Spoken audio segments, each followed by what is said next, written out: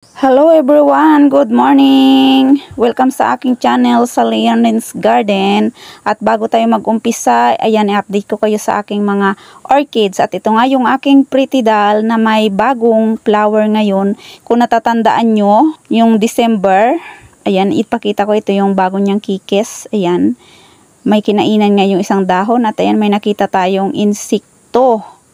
Ayan, kailangan natin siyang mahuli. Kung hindi, kakainin niya yung talbos ng ating kikis na maganda, mataba na talbos. At ayan, nahuli nga natin. Ito, isa sa mga kumakain din ng ating mga kikis. Yan, o kung nakikita nyo guys. So, ayan, ang ganda pa naman ng kanyang talbos. At kailangan nating hulihin at durugin itong insekto na to. Isa yan sa mga kumakain. At ngayon nga, ayun, may bago siyang flower at nag-open na. Kung natatandaan nyo, December ay nagsimula yung kanyang flower hanggang sa nag-full bloom ng January. At ito na nga yung mga pinaglumaan niya na stem atin ang kukunin dahil agaw nutrients pa yan sa kanyang mother plant. Para yung nutrients na ibibigay niya ay para maibigay niya dyan sa bago niyang flower. At ayan yung mga nag-open yan o nag-flower nung December, January to February. Diba mga ano din, 3 months, mahigit 3 months din yung kanyang flower. At ayan, na ano nga natin, na nag-flower siya ulit ngayon. Ayan, at ayan, kukunin pa din natin yung isa pang stem na pinagplawiran din ng isa nating orchids dahil may kikis na din siya para mapokus na yung kanyang mother sa kanyang mga kikis. O diba guys, ang ganda nila, diba yung mga nasa short video ko, itong aking pretty doll at saka ito din, itong isa ko pang orchids, itong lavender. 3 times na siyang nag-flower, kasabay nung una niyang flower, kasabay nung pretty doll ay may flower siya nung December din hanggang last week of February. At ito din yung aking mga Phalaenopsis na super ganda pa rin ngayong buwan ng May. Ayan, nagsimula siyang mag-spike ay buwan ng November at nag-open nga siya ng buwan ng December. Nagkaroon siya ng unang pamumukadkad at ayan nga ay napakaganda pa rin. Ito din itong ating mga daisy dito sa baba, yan, may mga damo. Alisin muna natin itong mga damo para gumanda-ganda din itong ating daisy at walang kaagaw siya sa nutrients ng lupa na pinagtaniman natin sa kanya. Yan, kukupit lang din at ang buhangin, tapos ano ng manure, yon ang ginamit natin dito sa ating mga nasalba natin nung tag-init itong daisy na to. At ayan, na siya, nagsisimula na. At ito na nga yung aking mga Phalaenopsis na iba pa. Ito yung pinakalas na nag-open. Ayan, may tinukaan ng manok. Yung buds pa kasi yan, tinuka ng manok. Akalahan nila ay ano lang. Ayan, kaya may guhit ng ng manok. At ito nga yung pinakalas na nag-open na Phalaenopsis ko. At ayan itong pangalawa. Ayan, pangalawa na nag-open. At ayan nga, napakaganda. Ito naman, yung nag-open noong December hanggang ngayon maganda pa rin. At ito yung sumunod na isa pang Phalaenopsis ko na isa lang yung flower. Kasi ay yung mga buds niya ay kinain ng mga insekto. Ayan, kulay puti na may pink sa gitna, ang lips. At ayan, yun din ang isa. At ito yung iba din pinakahuling full bloom, nag-open. At yung pangalawa. Ayan yung aking mga Phalaenopsis dito na full bloom na lahat. At syempre, ito yung mga nauna. At ito naman yung aking kulay pink na isa ding Phalaenopsis. Nag-umpisa siyang mag-flower o mag-spike ay nung January. Ayan, pinakahuli siyang nag-spike. Pero pinakamadali din na nalusaw yung kanyang mga flower. Ayan o, tingnan nyo guys, 8 yung kanyang naging flower, pero ayan, palusaw na yung isa, 4 na lang yung natira niya. Tulad niyan na wala pang bawas yung mga naunang mga Phalaenopsis ko, yung white, saka yung isa pa, wala pa silang bawas, pero itong pink, ayan, may bawas na. At ito din yung mga nagbibigay halimuyak dito sa aking garden. Ito yung mga mabango, ito yung orchids na mabango, at saka ito yung mga anong tawagan nito, kalachuchi. Ayan, yung aking kalachuchi na kulay puti na may yellow na ano ko din sila sa short video ko, yung ka-open pa lang nila. At ito, marami nilang nag-open at super bango at napakaganda. Lalo na itong isang kalachuchi ko na tricolor, ang kulay pink na kalachuchi. Ayan, super bango talaga nila guys. Napakabango dito sa aking garden. At ito din yung December pa o pinakaunang orchids, kasamahan yung mga naunang pag-open ng mga yung aking pretty doll. Pero ito, mayroon pa rin siya. Ito ang pinakamatagal. Mag 3 months mahigit na itong kanyang flower. At ito din yung aking mga bandas. Ayan, yung February may may flower, at ayan na lusaw na nga, at ayan parang may pausbong na naman, parang may spike na naman siya guys. Ayan tingnan nyo, ayan may bumubukol, sana tumuloy kasi super init ngayon, baka malusaw. Ayan, tanggalin natin itong mga pinaglumaan na nilang mga pinagplawiran. At itong isa may spike, ito natuloy, may spike siya guys. Itong aking isang banda na kulay peach. Yan, diba? December yung last niyang nag-flower.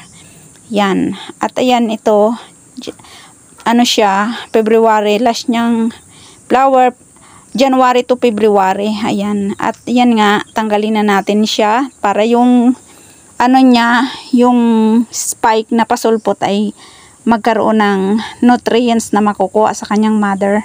Ayan, diba guys, sana tumuloy para mas maganda. Yung kulay pink po yon. At ito, ayan, may flower na naman sila. At sana lahat sila mag-flower. Diba, yan yung kulay pink. At ito din, syempre hindi magpapahuli itong aking native na orchids na banda. Ayan, maliliit lang yung kanyang flower. Ayan, kung titingnan nyo, parang butterfly. Kulay din siya, kulay pink. Ayan. Napakaganda niya, pero lang siya native, maliliit lang yung kanyang flower. At nag-full bloom na din siya. Ayan guys, yung aking mga orchids ngayon kahit napakainit.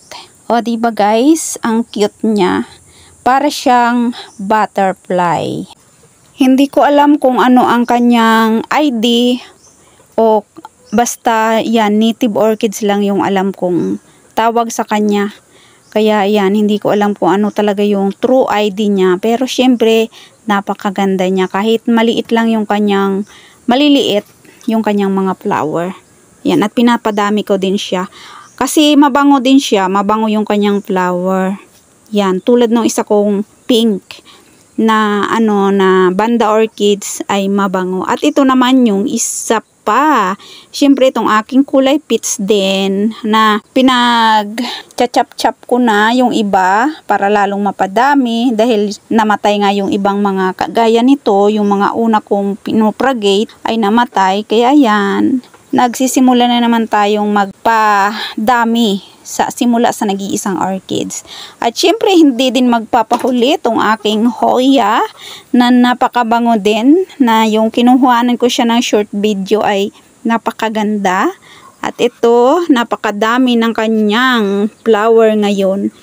Halos hindi siya nawawalan ngayon ng flower kasi pagkatapos malusaw, tulad nito, ayan, full bloom na. Yung pinakita ko siya short video ay natanggal na siya. Mamaya ipakita ko.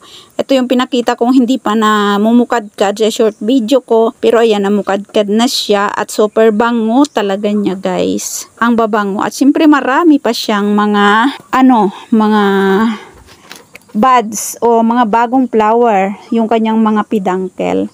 Ayan, ipakita ko sa inyo ito. Ito yung pinakita ko siya short video ko yung gabi, yan, na na siya, nalagas na o na yung kanyang flower, yan, natuyo na, pero yan, parang may pasulpot pa rin, may pasulpot na naman ang kanyang peduncle, diba, ang sipag. Ayan yung isa pa, ayan yung iba, pagkatapos ngang malaglag yung kanyang mga flower, nagkakaroon ulit. Ito mga bago na naman ito. Yung pinakita ko yan sa short ko ay mga, yung pasulpot pa lang. Pero ayan na yun, may medyo malapit na silang mag-open. Yan, mga ilang days na lang mag-open na yan. O yan, kulay green pa. Yan, at ito, nag-open na. Yan, napakaganda. Ito ang mga nag-o-open na. Kasi may star na makikita sa kanilang mga flower. Pero yung iba hindi pa. Mga buds pa lang sila. O diba guys? Ang gaganda at talagang nakakaano yung kanilang bago. Parang nakakaamoy ka ng mabangong honey. Yung masarap na honey ng pulot. Ayan. Ganyan yung kanyang amoy. Kaya nakaka-relax yung kanyang amoy, o diba guys? Ayan o, yan. Malapit na. Yan, mga bagong open. Ito kasi luma na. Yan yung sa tabi niya, luma na. Kasi ano siya, mas na dark na. Pag bagong open kasi parang yellow. Ito yung mga bagong pedangkel, o yan. Ito, bagong tanggal din yung flower niya. Pero tingnan nyo guys. Yan o, nandyan pa yung kanyang flower. Pero nagkaroon na siya ng panibagong bulaklak. Yun yung mga peduncles nila. O diba guys, ang ganda. Yan o, ang dami. Ang dami nilang bulaklak. Yan si Papa El dumaan. Ayan o, yan isa pa. O diba guys o. Yan, yung kanilang mga peduncles. Ito, sunod-sunod. Yung kanyang mga bulaklak. Super sipag niya. Hindi siya nawawala ng bulaklak ngayong mga nagdaang mga buwan. Simula December hanggang ngayon, May na. May bulaklak pa rin. Kasi pagkatapos malusaw ng mga nag-si-open o namukadkad, magkakaroon ulit ng panibagong bulaklak. Yung kanyang pedangkel. Ang sipag, diba tulad niyan, mayroon na ulit yan, yung isa. At yan ay nakatanim lang sa bao ng nyog. Yan, kung titingnan nyo guys. Sa bao lang ng nyog dyan. Bali, dalawa na sana yan. Kaso, namatay nung isa yung tag-init. At ito nga, nakasurvive. At lalong sumipag mamulaklak. Lalong sinisipagan ako. Kaya ayan, kailangan ding sipagan sa pagdilig para hindi siya hindi manuyo. Ayan. Ayan guys, yung aking mga hoya at yung aking mga plant dito. Ayan mayroon pa dito pala. Mayroon pa palang isang bulaklak dito ng hoya. Ayan. Kaya pala napaka bango ng paligid ngayon kasi madaming bulaklak. Diba guys, ayan ka-open pa lang niya. Ayan, diba? Super bango talaga. Yung kanyang bango. Parang may masarap na pagkain na ayan, parang palaman ng tinapay.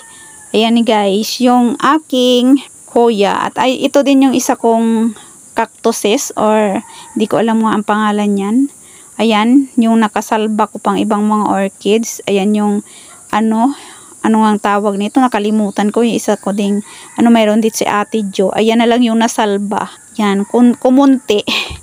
Ayan, ito din yung isa kong hoya. Ayan, yung aking hoya na carnosa. Yan, siya sa pabilog. Yung sa pabilog siya na ginawa ko na circle na gapangan nila.